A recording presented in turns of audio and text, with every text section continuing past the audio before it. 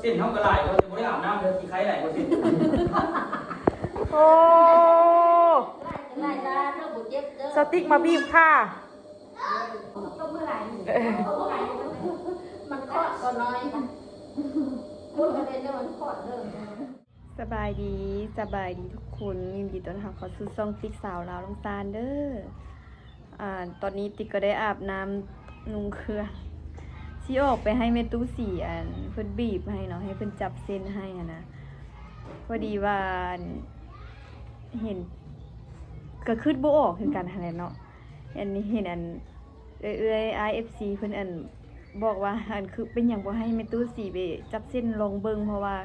ตอนกุ๊กกิ๊กเป็นกับแม่ตู้สีเพิ่นจับ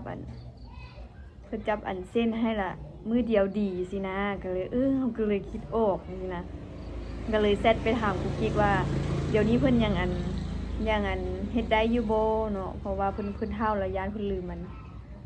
มวิธีเฮ็ดเนาะลืมวิชาเพิ่นสิแต่กุ๊กกิ๊กก็ว่ายังเฮ็ดได้อยู่ก็เลยว่าสิออกไปให้เราจับเส้นให้เบิ่งสิว่าทำมิตรว่าสิให้แม่และพาไปพอดีแม่เฒ่าพัดป่วยหนักเนาะเจ็บหนักกระทันหันเลยที่แรกเราเจ็บข้างเลยเจ็บข้างแล้วเอาไปกวดเบิ่ง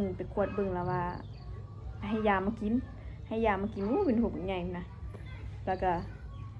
เจ็บว่าเอาไข้เนาะเอาไข้แล้วนึงแล้วเจ็บอีกว่าบัดนี้มาเจ็บเอวแล้วไปกวดเบิ่งอยู่อีกคลินิกนึงแหละแล้วก็เจ้าก็วางยาให้กินอีกเป็นถุงอีกกินมาละบ่ดีแล้วไปคลินิกใหม่มาแล้วเราว่ามันกระดูกทับเส้นว่าสิบอกกระดูกทับเส้นประสาทแล้วเราก็วางยาให้กินอีกกินได้ตอน 2-3 โมงนี่แหละแล้วเบาตันนะโทรมาหาอีเมย์ว่า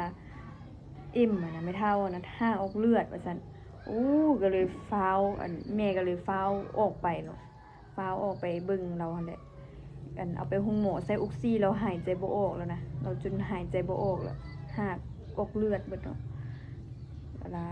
เพิ่นก็เริ่มไข้ขึ้นมานิดนึงแล้วก็สิเอาไปห้องหมอเวียงก็เลยได้เหมารถห้องหมอมันไปเนาะเพราะว่าคันเอารถเบ้าตันไปละย่านไว้ว่าเพิ่นเป็นหยังมากลางทางนะเพิ่นเจ็บระหว่างทางนะแล้วบ่ฮู้สิเฮ็ดเนาะบ่ฮู้สิเฮ็ดจังใดเด้อันนี้เฮาเอารถห้องหมอไปยังมีหมอมีแพทย์มีหมอเพิ่นไปนำนะก็เลยว่าเหมารถห้องหมอไปละอีแม่กับน้องสาวเนาะแล้วพี่สาวอีแม่กับน้องสาวล่ะขึ้นกับรถห้องหมอไปแล้วเบ้าตันกับน้องปิ่นแก้วล่ะเอารถส่วนตัวไปนำหลังไปเลยเนาะแล้ววันนี้พวกมีไผพาไปได้บัดนี้เราสิได้ให้แม่น้องปิ่นแก้วหันพาไปยังนั่งท่าเราอยู่ท่าเราเฮ็ดเวียกเฮือนแล้วเหลือเป็ดเกลือไก่เกลือหมูเกลือหมาเราแล้วเราสิพาไปอีพ่อกับคาอีพ่อกับคาทางนี้คือกันคาเวียกเราเกลือเป็ดเกลือไก่มีไผอยู่เฮือนดิอีพ่อได้นึ่งข้าวนึ่งข้าวให้กินท่าติดปวดขาเด้เนาะเฮ็ดหยังบ่ได้นะมื้ออื่นก็คิดว่าสิไปสอนเราเด้คิดว่าสิไปสอนมื้ออื่นละเพราะว่าครูขาดหลายบ่ดีน้องสาวก็ขาดเมื่อเวียงหั่นน่ะน้ำแม่หั่นแน่ขาดเมื่อเวียงน้ำแม่นี่ล่ะแล้วก็มีครูที่ลูกก็จะบ่สบายแน่เนาะแล้วก็ผู้ที่ก็จะเป็นไข้บ่สบายแน่ก็เลยว่าติ๊กขอแบบว่ายกขาได้ก็สิแบบว่าขยิกไปหั่นแหละมื้ออื่นก็น่าจะให้บางทีสิให้พ่อไปส่งบัดมาฮับนี่ก็สิให้ครูจี้บ่ผู้ใดให้ครูยุ่งเฮียนแล้วมาส่งเอานะย่างคือสิบ่ได้ละขับรถก็คือสิบ่ได้ขับรถอีกนะใครแต่ว่าบ่ได้อยู่ไกลจากเฮือนหลายนะเนาะตอนนี้เฮาก็ท่าแม่น้องปิ่นแก้วมาฮับก่อนนี่ก็ใกล้สิค่ำละ6 โมงยังละเดี๋ยวมื้อนั้นตกนี่แหละกำลังย่างน่ะสิไปกู้เครื่องอยู่หั่นแหละพลิกบ่หันมาเฮาว่ามันยังบ่ได้ผลิตอยู่นี่น่ะพอดีคือว่ากำลังสิลงคันไดจังซี่นะแล้วคือว่ามีคนอยู่เฮายังบ่ฮู้ว่าเฮาตกอันนี้ว่าแล้วบ่ฮู้สึกแล้วมันนั่งอยู่พื้นพี่ล่ะมานั่งอยู่พื้นแล้วอันนี้นะดินบล็อกตัวนี้นะยะออกจากกันเลยอย่าเป็นผลิตแต่อยู่พี่น่ะลงมาพี่ละตกไปพุ่นโอ้ยหยังวะมานั่งแหละจะมันพี่เอามาโฟงมานั่งอยู่พี่แหละบนรถนี่แหละ อันนี้แม่น้องเป็นแก้วมาฮับละที่ไปบีบเส้นนำอันไปตู้สีตี6 โมงเอ็มเป็นเอาเดือดเลยโอ้ ทำยาก ไม่ได้ใส่ออกซี่ไปวะ ใส่แท้มือเฮง ใส่ออกซี่ไปเห็นบ่ไงเนี่ยพอตันก็ออกไปละ โอ้ไปจะโดน ออกไปพร้อมรถหมอติ หมกไปก้อนแล้วก็นำไปคุณทากับเลือดแนวนั่นทับเส้น กระดูกทับเส้น ยาเส้น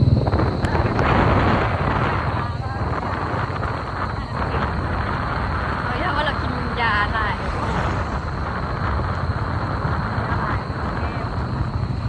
ยากระดูกมันเยอะถามอันมืดไปขายเลขคนก้อนเห็นปะแค่แล้วคนกินคนนั้นคนนี้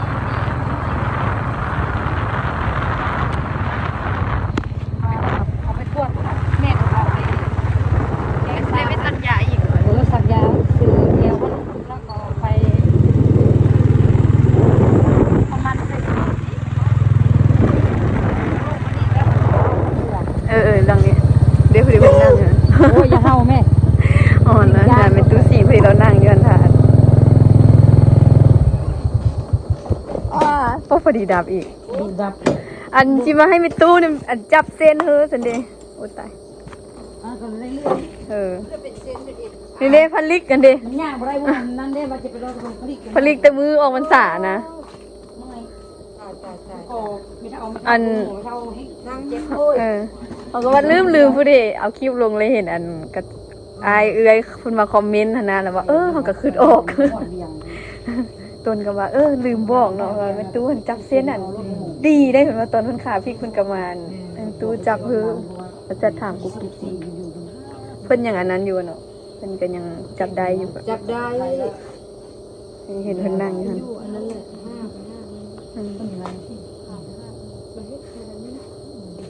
ก็ทางนี้ก็ได้พี่เนาะ นี่ไปตู้บริญญาเนี่ยนี่ไปที่ยุคหนึ่งนั้นคุณระบอก อยู่เหนือเพิ่นเนาะ ไป เดี๋ยวคันเยกไป กระโบเบ้าจะตั้งแต่อันนั้นพูด 2-3 มือมันก็บ่คิดบ่ออกพอดีอันถามโต้นก็ว่าแม่นได้เนาะมันก็คิดบ่ออก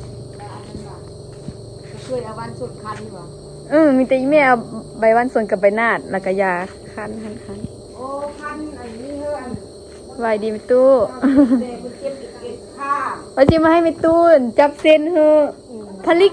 น่ะพลิกเขาขาตีนเคย หลับใจนี่ก็จะงับอะไรต้องทำบ่ได้แห้งหาย แม่อันนี้2-3 มื้อแล้วเด้ยังอันดะไคยังไคขึ้นหน่อยนึงบางมื้อทำอิฐหันแห่งอันย่างบ่ได้เลยนี่ว่ะ จะไปนั่งนอนจะไปนอน กุกกิกบ่อยู่อ่ะแม่น นี่ แล้วมันเดียวก้อยเนาะ พี่นี่มันมาพี่นี่ เขียวเริ่มเขียว เขี้ยวนี่ไปดูมันจับเส้นจับเอ็นหันยังจื้ออยู่บัดอันบ่อาบน้ำมันพัดบ่จื้อมันต้องโดนหาเย็นอยู่ในนั้นเนาะสิเป็นนั้นในเอายาใส่บัดนี้จับได้แล้วได้เอานี่เขี้ยวหมดเลย มาเมื่อวานนี่เริ่มเขียว เขี้ยวมันนั้นแหละมันซ้ำอันยันกระดูกลาวเก็บมาเดี๋ยวนี้หวะ บ่อยู่เทิงค่ะบ่เจ็บ เจ็บในนี้ เจ็บแต่อยู่ลุ่มหั่นเจ็บแต่แถวนี้ไปนะ มันเล่นหมดเลยนี่โอ้เนี่ยยาลูกนมนี่เอายาซื้อกระดูกอยู่ที่คอตัวนี้มันกระดูกของเสียกระดูกลาวพลิกโบก แต่ยานั้นมันเหยื่องก็เอาแต่อันนี้บีบคันเลย พี่แม่ลงนี่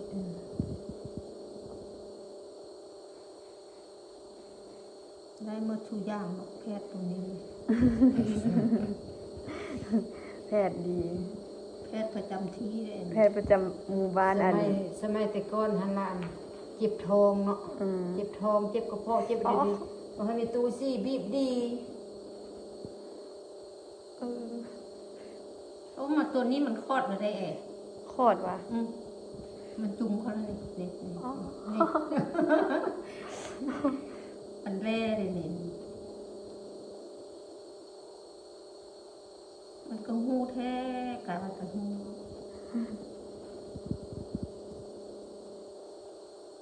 พริก หมูนี้ตรงนี้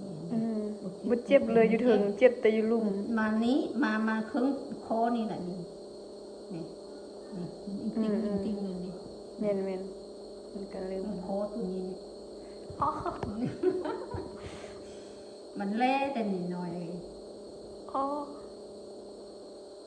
มันยากสิเนาะยากกับพี่ตึ้งมันเลิศล่ะตึ้งคุณย้อนว่าให้มันดีจืดเท่านั้นแหละ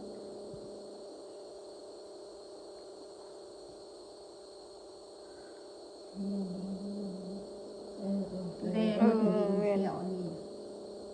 มาฮอดนิ้วตีนที่ก็ปุ่ม แม่นเลยฮอดแถวนั้นแหละแม่นแหละ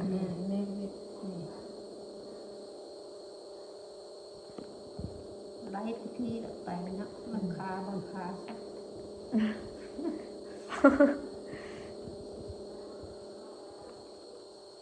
อันเอ็ดคอยบ่เป็นคนละเอ็ดแล้วแม่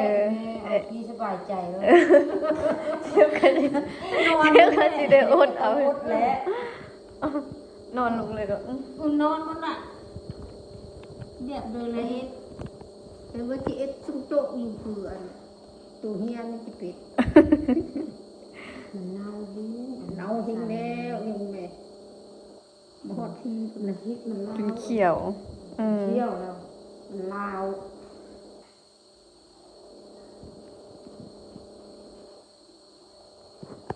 โอ้มันขอดอยู่นี่เนี่ย เป็นคอดว่ะ ขอดอยู่นี่จังนี่ที่ถึงนี่เนี่ยซ้ำมือนี่อยู่นี่เจ็บนี่ก็เป็นแนวมุมนี่นี่ แม่นอยู่มงคอหันฮอดแถวอยู่กอยนั่นแหละเจ็บลงไปแล้ว มุมเจ็บเพราะว่า อ๋อ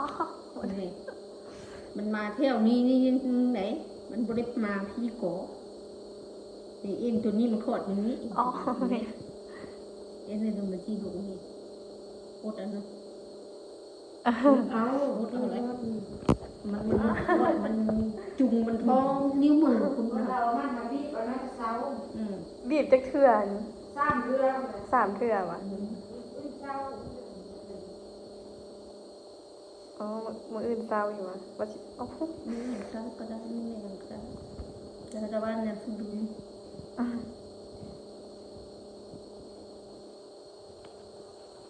อ๋อ อันโม่ประจำบ้านโม่ที่ซักทุกให้ดูบ่หู พอดีเห็นกับเจ้าคอมเมนต์เด้เอาคลิปลงแล้วเห็นอายกับ FC เพิ่นคอมเมนต์ว่าคือบ่ให้มีตู้4มาจับเส้นให้ได้ให้เบิ่งเพราะว่ากุ๊กกิ๊กกะจับเทื่อเดียวก็ดีหั่นนะหาว่าโอ้ก็คือออกเขาได้ยินไอ้ตุ้ยว่าเจ็บแอวมื้อนั้นหั่นเด้ เหยียดเอาไหมเหยียดโดนก็เลยว่าลองมาทำต้นก็ว่าลืมบอกว่าไปหาไปตู้เนาะเพิ่นว่า เฮียนแต่มือโทร ไอ้เนาะอ๋อ คนบ้านก็เฮียนมันแม่นสักทุกสักยาเลยอันนี้มันอันพันนาดของเฮามีซื่อๆแต่จะสักยากก็บ่ดี แม่นแม่จันก็บอกว่าให้ไปซักยาอยู่ห้องหมอเบิ่งอะนะเพิ่นก็เอาแต่วางยากินแล้วก็แล้วอะนะ เขาบอกเอาเจอซื้อก็ได้เป็นเงินได้เป็นทองโอ้แลมันก็น้อยอันนี้ มันคลอดมัน เส้นตัวนี้มานะไม่ต้องแรงอะไรอยู่นี่ ไม่มันแข็งแล้วมันเนาะ บอกแข้งนะบอกกันต้องหรือคุณยุบต้องหรือคุณยุบนี่มันอ่อนมันอันนี่มันแข้งมันโยคันนี้เนี่ยนี่แม่ที่จำบุงนบนี้เนอะ โดย จำบุก่อนนี่ อ๋ออดเอา มันดีใจคืออะไรเนาะยาต่อมาทั้งที่เลย แต่ถามกุ๊กกิ๊กว่า ไปตู้ยังเฮ็ดได้อยู่อ่ะเพิ่นลืมวีซ่าเพิ่นล่ะบ่ แต่ว่ายังเฮ็ดได้อยู่มาโลดเพิ่นว่า รับประกันเส้นตายของมึงนะ เก่งเนาะตู้นี่ ไปเรียนนับคือสูตรเป็นเศร้า แม่นบ่ อีแม่ทำไรทำไร เพิ่นยังให้ได้เด้เนาะ ไปนี่สุดจะกิน อืม แม่แดงตีบนนะบอกเอาขี้คา ก็ป้าซื้อให้คนคนข้ามเป็นชื่อเงินแล้วกันไม่แซ่บดูที่ตื่นตายก่อนเป็นเวทกับเธอปากซื้อ เป็นครูเนาะ ดูเฮียนก็ที่บุกเป็นนอกอีสาตัวเองนั้นเราเจอลูกมูบังคับอันนี้บุได้เลยเนาะนอนคือแบบนี้สร้างมือเท่ามาตึ๊บมาทำบิดดูนี้รู้แล้วสิเด้อบุญญาเคยกลืนละอันกระหู้วะห่วยมันทำถึงนั้นเจ้าก็ได้ก็ตั้งแต่อายุ8อันเท่าไหร่7 ปี8 ปีนี่ก่อน ตอนเฮียนทันวะ สักก็กันแล้วก็เป็น แต่ยังน้อยเนาะ อีตุ่นเองอ่ะคนดีแต่ก็ที่คือตัวดีกันนะตัวก็ยังอยากเพิ่มมันดีกันมาเป็นทันนะอีแม่ว่ามึงขึ้นแต่นั่นก็ดีกูกับเจ็บเอวอย่างนี้ว่า ก็ดีแล้วเนาะฮู้จับเส้นจับเอ็นโอ้ปิ๊กมาเด้ลงขั้นใดหน้าเหือนให้มีตู้จำให้หาก็เริ่มเฮียนว่ะจะพลิกอยู่แถวนั้นเหรอโอ้ยพลิกโคตรปัญหาอะไรพลิกเบิ่งกันรูปหน่อยยังปูอยู่นี่มั้ย ใช่พริกเบื้องนี่ว่ะข้างในเนาะ ยังเคยอยู่เลยของเฮานะ พริกที่ทางนอกนี่ ว่า เด้อพริกทางนอกยังไข่ ได้เลยว่ะ โอ้ยากกับมื้อนี้ยังไข่ขยิกได้มือ2มือหลังแล้วมันยกขาบ่ได้เลย โอ้ยเอาพลิกมามือแรกเปียขึ้นขั้นใดจนให้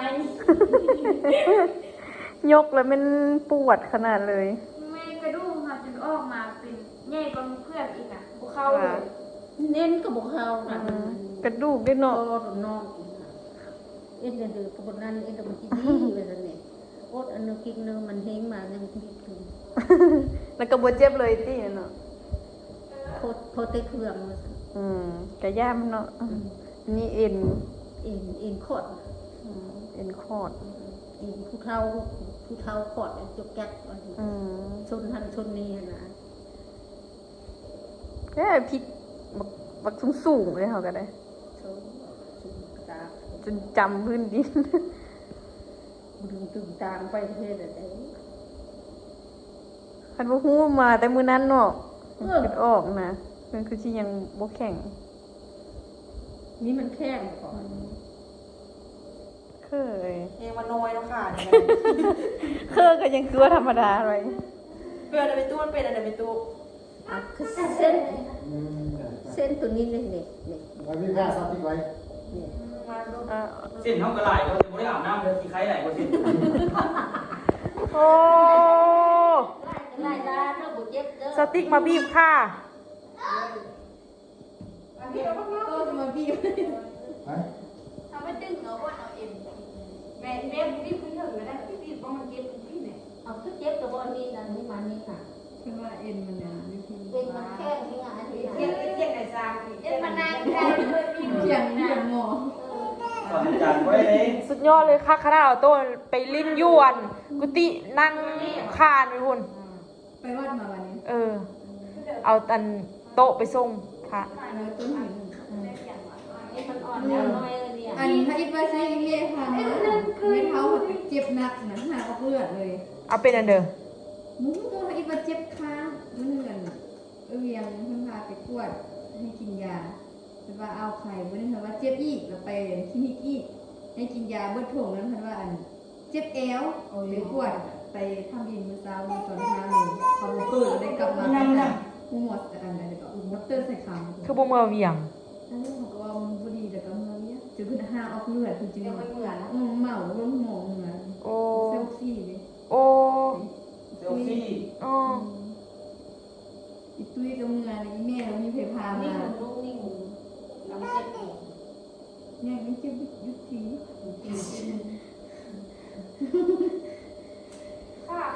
ว่าค่าสติ๊กนี่เอารวมกันเป็นค่าตัวย่อยอันนึง ย่างยังบ่ได้ เช่น น้อย มันนั่นแล้วตึ้งตีสมัยนั้น เอาอันนั้นเรียกขาคันเหรอ ฮะ อันนั้นเรียกคันเหรอ น้ำมันยืน มันยุ่งบ่ น้ำมันเบรก ล่ามาเด็กก็ล่ามาล่ามาในบ้านมึงอ่ะสวยเลยมันทำมูเนี่ยว่าเลยนะ มันดีใจได้ไปลิ้นนั่นติ โอ้มาเงินได้ตู้ซี่ล่ะ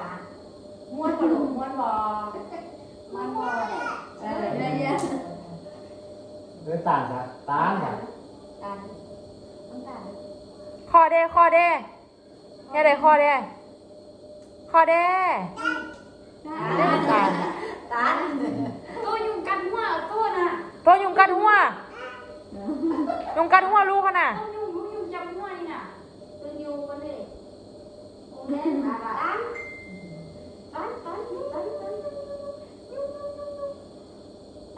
ตัวแบบที่โอ้โหเนาะต้องเมื่อไหร่มันคลอดก็น้อยนะพูดกันเลยเนี่ยมันคลอดเริ่มไปหาเจอเนาะ มันคือสิว่าเล็กหมดแล้วน่ะ มันนั่นคลอดมาดี แต่ว่ามันบ่ได้เมาสำเนาะ กลายว่าพอดีไปแว่จี้ ดีแล้วบ่เมาแล้วเดี๋ยวกูไฟดำ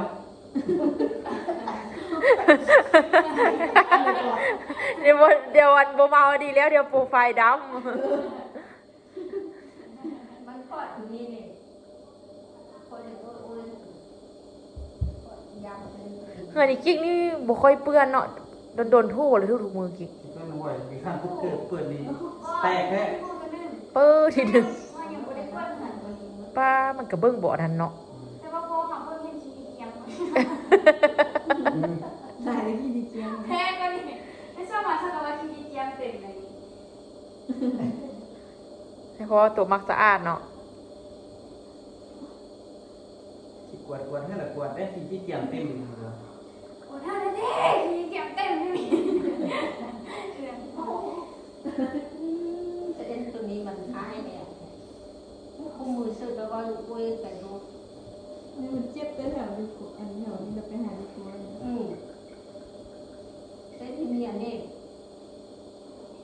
กระบีบนะไม่ตู้สีแล้วล่ะเอาไข่อันนั้นไปตู้เนาะเนี่ยอันพออันขยิกได้ล่ะพอย่างยกขาได้นะเมื่อกี้มันยกบ่ได้เลยได้ลากสิอันนี้ยังว่ายก ได้วัตกรรมออกมาก็ยังมันหันข้าวตึงอยู่ ขอบเจอไม่ตู้เด้อ เป็นเดิน เพิ่งมื้ออื่นคันว่านั่นก็สิได้มาอีกคันว่ามันอัน เศร้าขึ้นก็ อืม มันเศร้าลงให้มันห้อยไปเลยมันซึ่งบางทีตัวมือมันพลังบ่ฮอดกับนี้ ต้องมาได้บีบอีกจากเทื่อสองเทื่อเนาะแล้วก็ไม่ตู้ใจกระดูกเสียบออกเลยเนาะย่าแต่มันจะปึ๊ดออก ย่างเที่ยงบ่ได้ก่อน หลังจากไปอันให้แม่ตู้สีเราจับเส้นให้ลาเฮากะเซียนมาคั้นมาบีบเอาบัดนี้ อันนี้เป็นใบบ้านซุนเอามาข้างไฟแล้วก็ใบนาดสิเอามาคั้นเองบัดนี้ข้างไฟให้มันอันอ่อนแล้วเฮาก็สิมาบีบมาคั้นเอา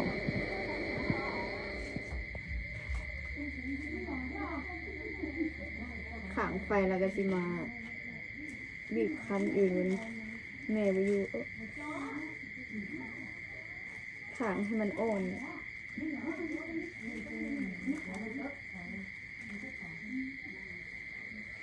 แต่คล้ายๆคือประคบฮ้อนหั่นแหละเนาะ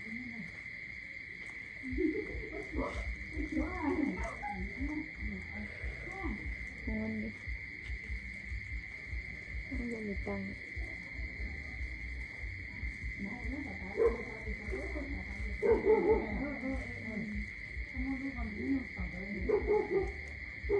แม่เฮ็ดแม่สิต่ำละมกใส่แต่ว่าอันนี้ติ๊กสิขางไฟแล้วก็บีบเอาคั้นเอา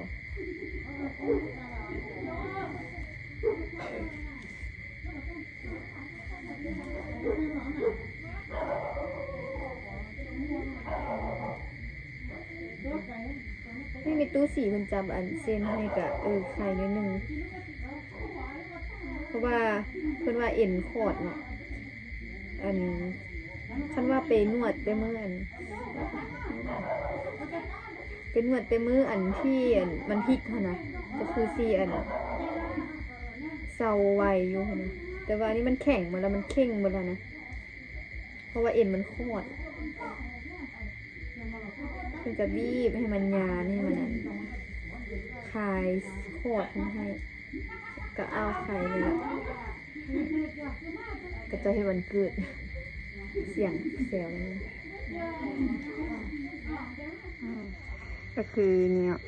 เอามาข้างไฟแล้วก็บีบนวดไป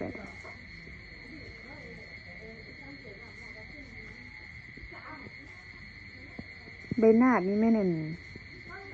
ที่กระเจ้าเกิดลูกแล้วก็เจ้าไปนั่งกำมันนะเพราะว่าเชื่อว่ามันดีอัน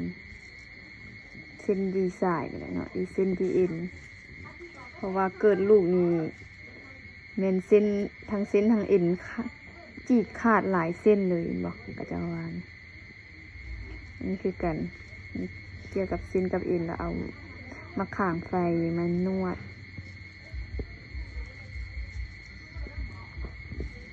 ถ้าเบิ่งมืออื่นสิไปมันเห็นอะไรมื้อนี้เฮาการนวดแล้วเนาะประคบร้อนประคบเย็นแล้วล่ะให้อันวิตูสีจับเส้นให้กันแล้วล่ะถ้าเบิ่งอาการมื้ออื่นว่ามันสิดีอันปานใดเนาะคันว่ายังบ่ดีก็สิได้ไปหาเพิ่นนั่นอีกจัก 2-3 รอบเนาะให้เพิ่นไปจับเส้นให้เพิ่นบีบนวดอีกนะจัก 2-3 รอบคันว่ามื้ออื่นไข้ล่ะก็บ่ไปก็ได้แล้วว่าถ้าเบิ่งมื้ออื่นอาการของมื้ออื่นว่าไปสอนได้บ่สิไข้ขึ้นบ่เนาะจังใดก็ฝากทุกคนกดติดตามกดไลค์กดแชร์ช่องติ๊กสาวลาวลำสาในเด้อทุกคนบ๊ายบาย